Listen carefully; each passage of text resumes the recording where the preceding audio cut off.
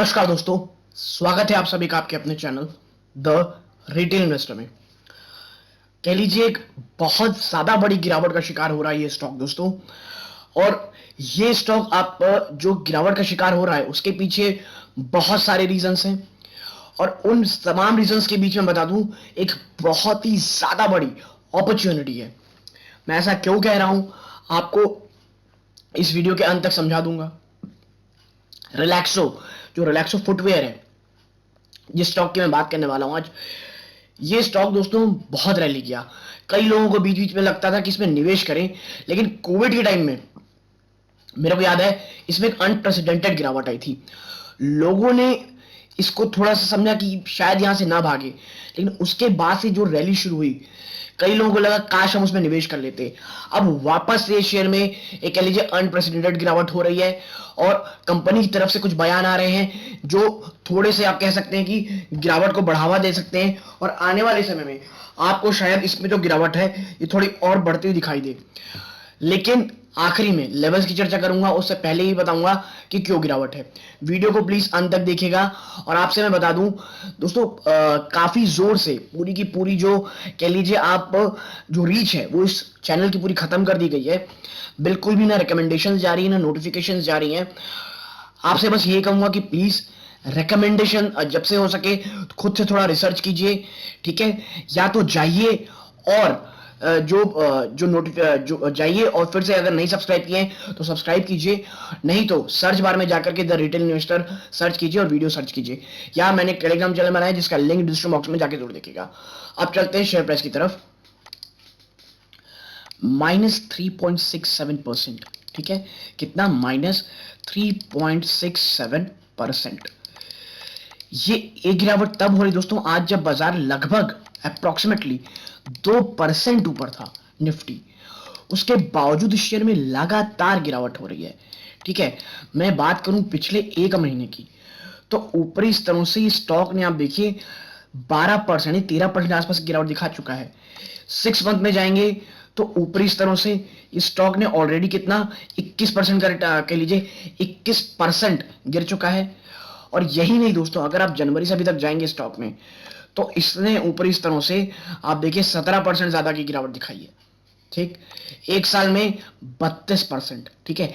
इतनी गिरावट के बावजूद ही 32% गिर चुका है, क्योंकि एक समय जब ये 18 मार्च के आसपास था, आप देखें इधर इस शेयर की मैं जो आपको रैली दिखाऊंगा, आप देखिए ऊपरी स्तरों में अगर जाएंगे तो स्टॉक 68% रनअप किया था दोस्तों, ठीक है। तो ऐसा क्यों हो रहा है? देखिए, सबसे पहला एक अनप्रेसिडेंटेड रैली इसमें, यानी कि लिक्विडिटी की जो सबसे बड़ी फायदा है जो जिन स्टॉक्स ने उठाई थी उनमें से एक रिलैक्सो था और बहुत जबरदस्त रिटर्न हुई इसको, ठीक है। लेकिन अब गिरावट क्यों हो रही है? क्योंकि भाई जो अब है ना, क्रूड ऑयल के दाम बढ़ रहे हैं दोस्तों। जो रबर स्टॉक हैं, टायर स्टॉक्स हैं, इनकी जो मटेरियल है, जो रॉ मटेरियल है, वो उसकी जो एक्सपेंस है वो बहुत ही ज्यादा बढ़ रही है। और ये मैं भी सिर्फ नहीं कह रहा हूं, आप देखिए यहाँ पे raw material prices hit by surge in crude, Relaxo footwear. 9 मार्च की ये बात है दोस्तों। Raw material prices have been impacted by the spike in the crude oil price, said Ramesh Kumar Dua, managing director of Relaxo footwear. इनका कहना ये है कि जो क्रूड ऑयल के दाम बढ़े ना अचानक से, उसके कारण एक बहुत बड़ा सेटबैक लगा है और जो रॉ मटेरियल है वो बड़ी ही बुरी कदर से कह लीजिए शूट अप हो रहा है, ठीक है। आगे अगर मैं बात करूं तो आप देखें इधर कि जो ये रॉ मटेरियल कारण दोस्तों बढ़ रहा है दोस्तों, तो जो स्टॉक में अब इतनी गिरावट क्यों आ रही है, क्योंकि बाकी जगह क्यों नहीं आ रही है? क्योंकि जो बाकी स्टॉक्स है दोस्तों वो अपने प्रीमियम वैल्यूएशन से काफी गिर चुके हैं। आप देखिए एफएमजी स्टॉक में जब एचयूएल देखेंगे ना, एचयूएल ने ऊपरी स्तरों से एक अच्छी खासी गिरावट दिखाई है, ठीक है। लेकिन आप देखिए ये कितना ज्यादा प्रीमियम स्टॉक है, इतनी गिरावट हो चुकी है ना, उसके बावजूद अगर आप देखेंगे ना, इसकी स्टॉक की पी देखें, 1 सेकंड रुकिएगा, आप इसमें भी स्टॉक की पी जरा देखिए 103, और इंडस्ट्री की पी कितनी है 33.8, यानी हाई, मतलब जिसे कहते हैं ना प्रीमियम वैल्यूएशन में ट्रेड कर रहा है। तो प्रीमियम वैल्यूएशन में ट्रेड करने के बाद इस स्टॉक को अब एक कह लीजिए अपने जो इंट्रिंसिक वैल्यू है एटलीस्ट उसके आसपास आना पड़ेगा, ठीक है, क्योंकि ये अपने पीयर से कहीं ज्यादा पी में ट्रेड कर रहा है। और जब अब मैं हमेशा कहता हूं, जब कोई नेगेटिव न्यूज आती है, जब कोई खराब न्यूज आती है, तो जो जो वो रहता है ना दोस्तों प्रीमियम वैल्यू स्टॉक, उस सेक्टर का प्रीमियम जो वैल्यू स्टॉक होता है उसमें बहुत ज्यादा गिरावट होती है, ठीक है। और वही इसके साथ हो रहा है। लेकिन देखिए स्टॉक भी तो अच्छा है ना। आप देखिए 27-28 हज़ार करोड़ के आसपास की मार्केट कैप है, ठीक है। आपने 52 वीक लो से भी अच्छा खासा रनअप देने के बाद वापस से ट्रेस हो रहा है, ठीक है। 1100 के आसपास का है और अभी तो इससे भी ज़्यादा नीचे गिर चुका है। स्टॉक की भी बहुत ज़्यादा, बुक वैल्यू भी बहुत एक्सपेंसिव है। डिविडेंड ये देता नहीं क्योंकि ये ग्रोथ स्टॉक है दोस्तों, ठीक है। आप ज़रा ROC ROE देखिए, 26 की ROCE है और ROE जो है 20.2 है। यानी कि कोई ऐसा एक्स्ट्रा ऑर्डनरी इसने रनअप बिजनेस नहीं किया जिस कारण से इतनी ज़्यादा स्टॉक की पी दी जाए, ठीक है। डेट टू इक्विटी बिल्कुल नहीं है, ना के बराबर है, एक डेट फ्री कह सकते हैं हम स्टॉक है। कोई प्लेज परसेंटेज नहीं है। प्रमोटर की होल्डिंग में आप जाएंगे तो तगड़ी होल्डिंग है, 71% के आसपास की प्रमोटर की होल्डिंग है। और ये मैं कहूंगा बहुत ही ज्यादा इंपॉर्टेंट चीज है दोस्तों एक स्टॉक में निवेश करने के लिए। अगर किसी स्टॉक में जब आप निवेश कर रहे हैं तो आप देखेंगे कि जो उसका मेजॉरिटी स्टेक है, अगर वो उसके प्रमोटर के पास है, तो आप निश्चिंत होकर इसमें स्टॉक में निवेश कर सकते हैं, ये सोचते हुए कि भाई प्रमोटर के हाथ में स्टॉक है ये, ठीक है। फ्री कैश फ्लो में अगर मैं जाऊं 3 साल के 626 करोड़ है, ठीक है।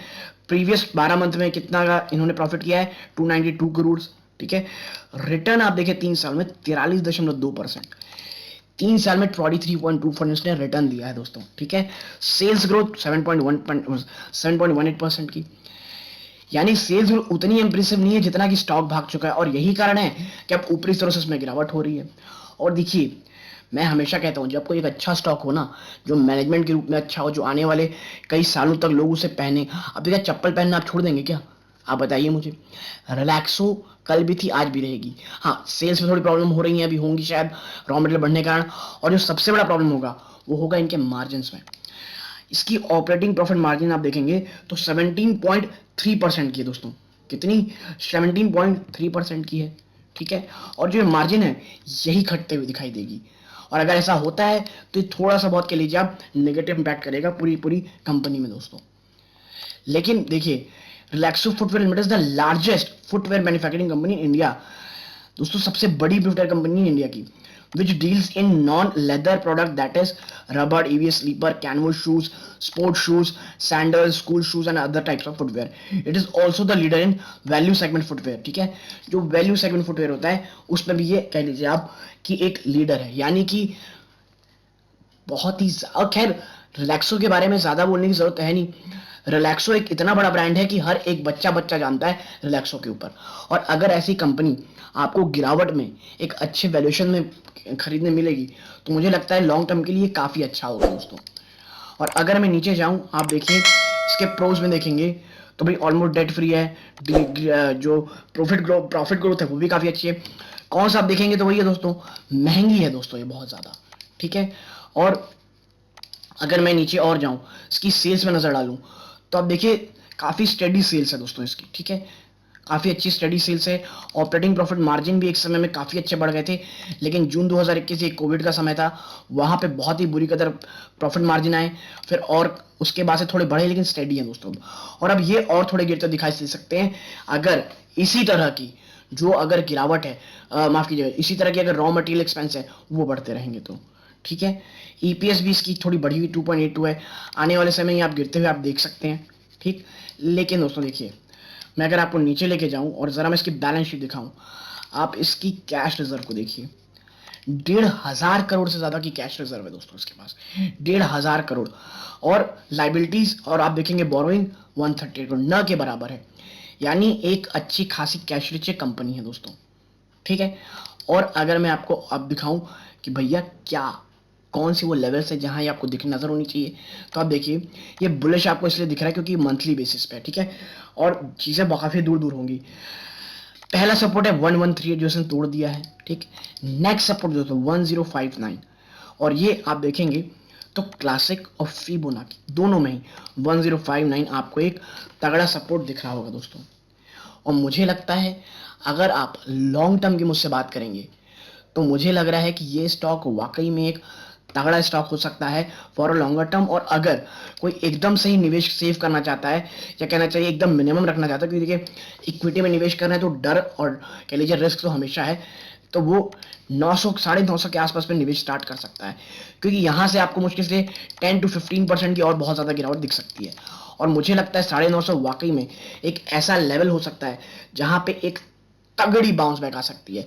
लेकिन देखिए ये स्टॉक बहुत ज़्यादा प्रीमियम वैल्यूड है, और अगर ये भी टूटता है तो आप देखें जो 50 डे ईएम है वो है 750, फिर 100 ईएम है 520, मुझे लगता है 750। अगर बहुत ही ज़्यादा कुछ सीवियर गिरावट होती है, क्रूड ऑयल वैसे तो काफ़ी नीचे आ चुका है $100 से भी, वापस से जाता है और रिलैक्सो में और गिरावट होती है, 750 कैसा होगा लेवल जहां पे उससे ज़्यादा ये स्टॉक गिरना बहुत ज़्यादा मुश्किल है दोस्तों। ठीक है, तो अगर आपको मेरी पूरी एनालिसिस पसंद आई हो तो प्लीज़ वीडियो को लाइक कीजिए, चैनल सब्सक्राइब कीजिएगा। यहाँ तक जुड़े रहने के लिए धन्यवाद। ये इस वीडियो का अंत है दोस्तों। जय हिंद।